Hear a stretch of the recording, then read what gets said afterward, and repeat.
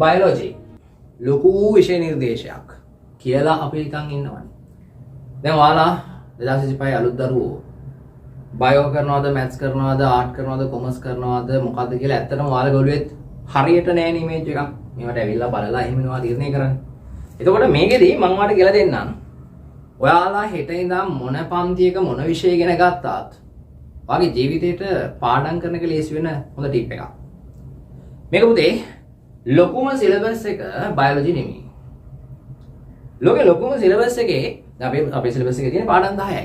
හරි. ඒක බොහොම පොඩි පාඩම් 10ක්, බොහොම ලස්සන ආකර්ශනීය පාඩම් 10ක්.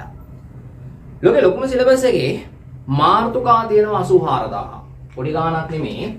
84000ක් මාතෘකා එක ටියුට් එකක්වත් නොදී, එක පේපර් එකක්වත් නොදී මුළු 84000ක් මාතෘකා වලට අදාළ වෙන පාඩම් කෑල්ලෙන් කෑල්ලට එයාගේ ගෝලයන්ට කියලා දුන්නු සුපිරි ගුරුවරයෙක් ඉන්නවා. එයා කියලා දෙද්දී පාවිච්චි කරපු ක්‍රමයක් තියෙනවා. ඒ ක්‍රමේ එයා ලෝභ නැතුව මේ දැනුම බෙදපු විදිහටම ක්‍රමෙත් කියලා දුන්නා. ඒ ක්‍රමේ ගොඩක් අය අල්ලගත්තේ නේ. ඒ ක්‍රමේ ඔයා හරියට අල්ලගත්තොත් ඔයාට මේ ලෝකේ තියෙන ඕනෑම විෂයක් ඉතාම පහසුවෙන් ඔලුවට දාගන්න පුළුවන්. මම ඒක මුලින්ම කියලා දීලා ඉන්නම්. ඔකේ තියෙන පියවර 4යි. අංක 1 සුතා, 2 දතා, 3 වචතා පරිචිතා, 4 මනසානු පෙක්කතා. මොනවද පුතා? සුතා, දතා, වචනා, පචතා, පරිචිතා. වචනා කියන්නත් පුළුවන්, වචතා, පරිචිතා, මනසානුපෙක්කතා.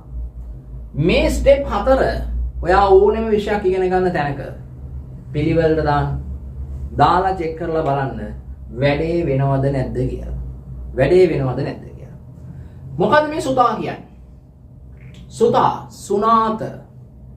ඔක අර හින්දියෙන් කියන්නේ ලස්සනට. ඔයාලට මතකයි ඒක කියද්දි වල තාලෙත් එනවා. යේසෝනා යේසෝනා. සෝනා කිව්වේ සුනාත, සුතා අහගෙන ඉන්න පුතේ. සිංහලෙන් සින්දුව තිබ්බනේද? අහන් ඉන්න අහගෙන ඉන්න. මගේ හිත මොනවාද මුණන්නේ කියලා නෙමෙයි, මේ අහා මොනවාද කියලා දෙන්නේ කියලා. හරි.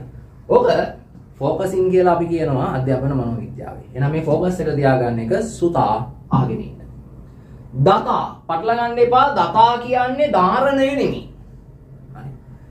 සුනාත, ධාරේත, චරාත, ධම්මේ. එතන කියලා තියෙනවා දතා. ඒක වෙන එකක්.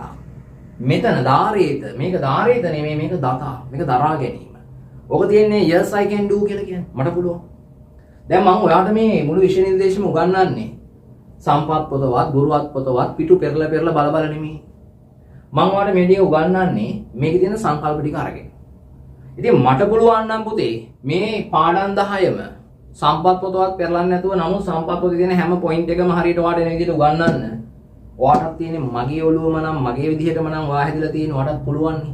ඔයා ගන්නේ නම් මේ හැංගීම සෙට පුළුවන් නම් මටත් පුළුවන්. ඔව් ඔයාට පුළුවන්. ඒක තමයි දතා. හරි. yes I can do. මට පුළුවන්. වචතා පරිචිතා. ඔක්කොම ගන්නවා. මං අහගෙන ඉන්නවා. සෙට වගේ මට පුළුවන් වෙනවා. හැබැයි ලියන එකක්වත් කියා ගන්නවත් ඔයාට බෑ. හරි. නිකන් ගමු. කවුම රෝඩ් භවනය. මේ වගේ ටිකක් වචනයක් ආවා කියලා. මේකේ තේරුම නෙමෙයි මේක කියෝ ගන්න. තේරුම වෙනව කියලා දෙන්නම්. හරි. මේක කියෝ ගන්න මේ කාවරෝ මොකද්ද කියන්න බැයි නම් ඔයාලට මතක තියාගන්න බෑනේ පුතේ. ඒකට කටපාඩම් කිරීම නෙමෙයි කියන්නේ.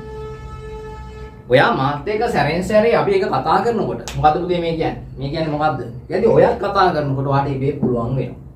අපි සින්දු ලියාගෙන පාඩම් කරලා නැහැ. ඉස්කෝලේ ට්‍රිප් එක යනකොට කියන්න අපිට සින්දු පොතක් වාගාව ඇති. හරි එක්කෝ ලියාගෙන දැන් ඒක ඕනෙත් නෑ ෆෝන් එකෙන් ඔක්කොම ටික අරගෙන කියන්න පුළුවන් නේ.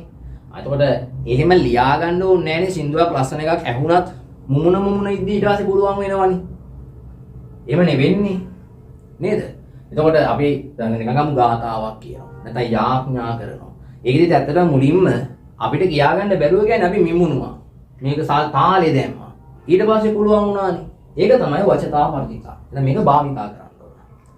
අන්තිම කෑල්ල වැදගත් මේක මනසානුපෙක්කතා. මේ කියන්නේ පුතේ ඔයා මේක තමයි වගේ IQ එකට වැදගත් වෙන එක. ඉගැන්වුවේ මොකක්ද? ඒ සංකල්පය අරගෙන ඒ සංකල්පය යොදලා බලන්න හැමතැනටම. දැන් උදාහරණයක් ගමු අපි නිකන්. මම ඔයාට කියනවා ජීවී දේහවල ඊටාම සුලභ සංඝටකයේ ජලය කියලා. ඒක ඔයා පොතේ ලියාගෙන ගිහිල්ලා පොත එලාගෙන පාඩම් කරනවා සුලභ සංඝටකයේ ජලය වේ සුලභ සංඝටකයේ ජලය වේ. මිලෝ තේරුමක් නැහැ මේක සිද්ධාන්ත. මේක සංකල්ප ස්වરૂපය. ඇත්තටම මේ හැම එකාගේම ජීවීන්ගේ ඇඟ ඇතුලේ වතුරද තියෙන්නේ. ඔයා කල්පනා කරනවා අම්මා මාළු ගේනවා. කරෝල ගේනවා. මාළු කිලෝයකට වඩා කරෝල ග්‍රෑම් 100 ගාන වැඩි. ඇයි වැඩි වුනේ? මේක වේලලා. වේලුවම එනම් බර අඩු වුණා. ඒ ගාන හදන්න තමයි මෙයා මේක අරන් තියෙන්නේ. ගහක කොලයක්. ගහේ තියෙදි බරයි වේලුණාම අඩුයි. එහෙනම් මේක ඇතුලේ වතුර තමයි තිබිලා තියෙන්නේ. ඔන්න ඕක ඇනලයිස් කරන්න. පුතේ දැන් මේ කතාව මේක නෙමෙයි ලෝකේ ඕන කතාවක් ඕන කෙනෙක්ට ඕන විදිහට කියන්න පුළුවන්. දැන් මේකත් ඇත්තටම මේ කතාව කියපු කෙනා කිව්වට වඩා මම කියනකොට චුට්ටක් වෙනස් වෙලා ඇති. අපි යමක් පිළිගන්නත් ඒකට එවිඩන්ස් තියෙන්න ඕනනේ.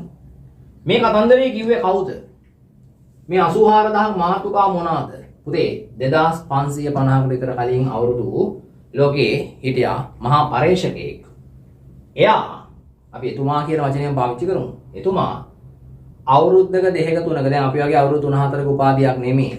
සාරාංශක කල්පලක්ෂයක උපාධියක් කරලා හරි මහා අධ්‍යක්ෂින් සමුදායක් අරගෙන ඒක එක මිටකට අරගෙන හැමෝටම තේරෙන්න ගොඩාක් දේවල් දුන්නා. ඒක එක විෂයන් වලට එක විදිහට යොදා ගන්න පුළුවන්. මම මේ උත්සාහ කරේ ඒ දුන්නු විෂය මේ 84000 ධර්මස්කන්ධය මුඛ පරම්පරාවෙන් අරන් ආවා කියන එකේදී කටපාඩම් කරා නෙමෙයි කියන එක පැහැදිලි කරන්නත් එක්කම සහ අපේ මේ බොහොම පොඩි කිව්වට මේක මහා බරපතල ගැඹුරු සිලබස් එකක් මම ඔයාට එක පොඩි කරලා දෙනවා කියන එකයි අදහස. හරි. ඒ සිලබස් එක ඇතුළට අපි යොදාගන්නේ කොහොමද කියන එකයි මේකෙන් මේ බලන්න යන්නේ. මේක ට්‍රස්ටබල් 100% අපි විශ්වාසනීය ක්‍රමයක්.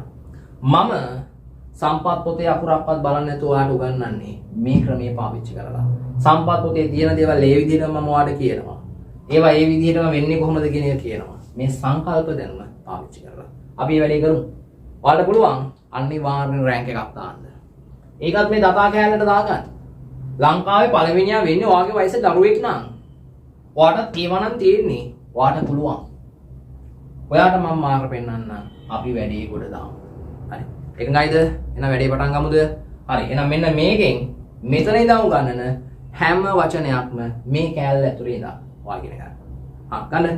නිබන්ධනය ගමු අපි මාතෘකාවෙන් මාතෘකාවට වැඩි